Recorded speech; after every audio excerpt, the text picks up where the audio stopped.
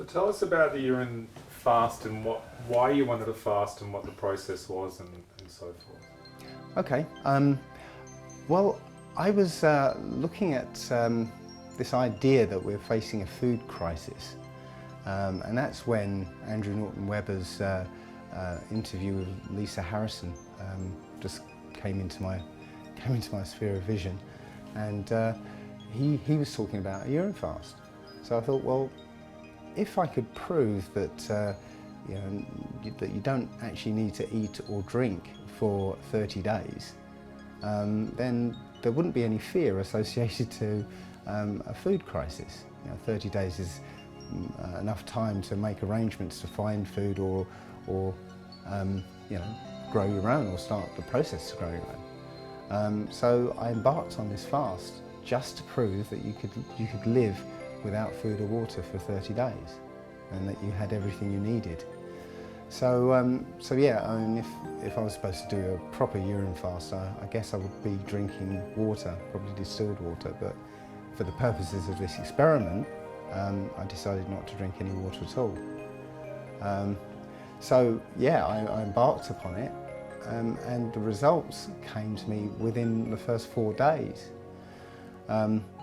The most striking was that my last fire department medical, I was told I had the lungs of a 70-year-old. Now, I'd been asthmatic for nearly 40 years, and my lungs were shot because I'd been sort of spraying myself with these steroid-based inhalers. 4 days into the fast, I noticed that my breathing had changed, and I was out on a walk and I had the urge to run.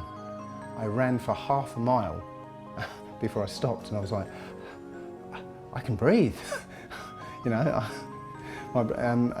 was absolutely stunning. My lungs had come back.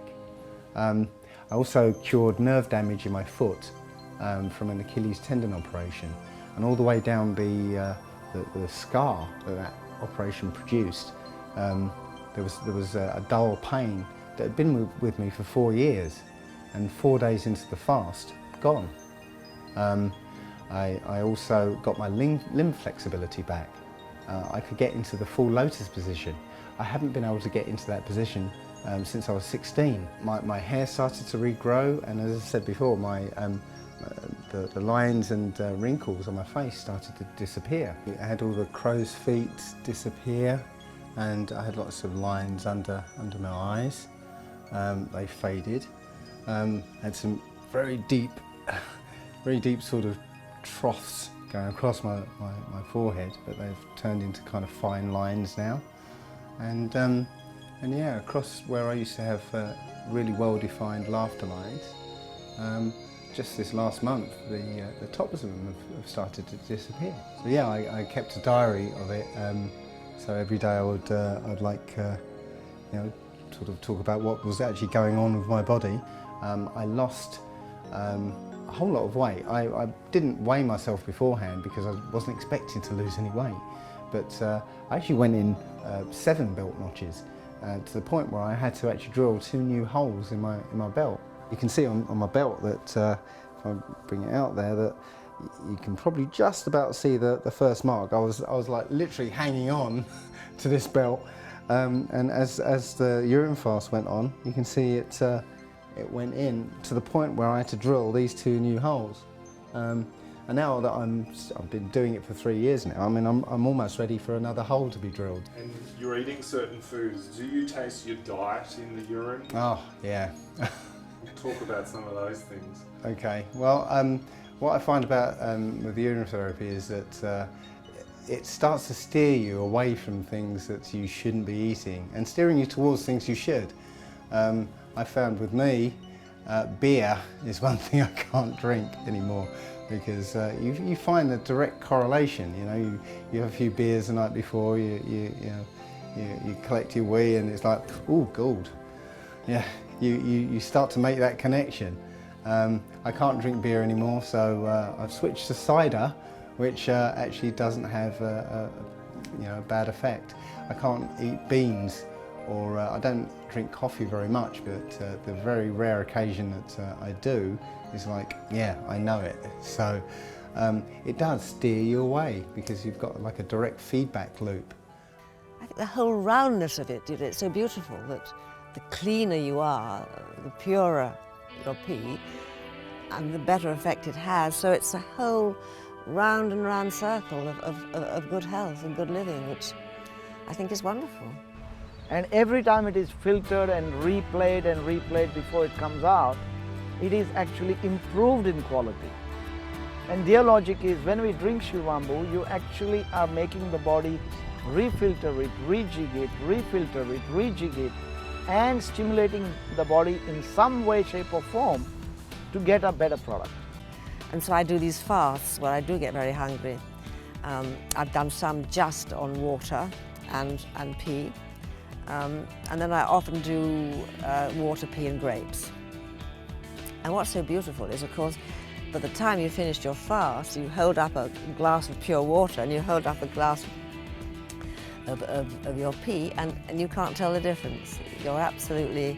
Your pea is turned to water, pure water, and that's a lovely feeling that you're cleansed through. These days I just drink it neat and still warm, which actually feels more natural. There is a way of drinking it where you don't have to experience any taste or smell, and the way I do it, if I feel like it, is I have a glass of water or freshly squeezed juice standing by. I take a couple of deep breaths, hold my breath, and then drink it down. And while still holding my breath, just have a couple of mouthfuls of the water or juice. And that way you cut out the smell part by holding your breath, and then when you take a few mouthfuls, you take away any taste. And while you're drinking it, while you're drinking the urine, all you're getting is sweetness, saltiness, bitterness. It could be miso soup for all you know, because as I said, the smell part of it has been cut out altogether. Do you think you'll go back on a urine fast again?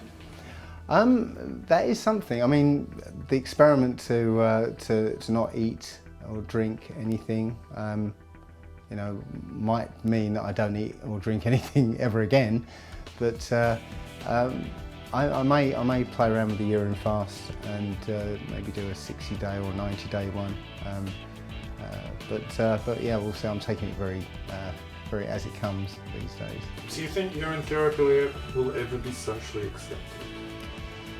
Well, when I first started telling people about urine therapy, I'd get the usual reaction that, I couldn't do that. It seemed that was the sort of baseline reaction of ordinary folk. But over the last year or so, I've noticed that every time I tell somebody, it's usually, oh, I've heard of that. Or, oh yeah, my dad used to tell me to wee on my hands when I used to get warts, or all sorts of little stories like that. I don't often get that sort of reaction. So something is changing. So to answer the question, yeah, I think it's already almost socially acceptable. The reaction seems to be abating, and people are accepting it. Still, a lot of people will say, I don't know if I can do that, but there seems to be an equal number of people who, after I speak to them about it, they're saying, yes, I'm going to try that when I get home. And I often get a follow-up email from them saying, yes, I've just started, what do I do about this, that and the other? So yeah, I think it won't be long before it is socially acceptable, but it's going to be an underground social acceptability, because I don't think the mainstream media are ever going to start to publish such information.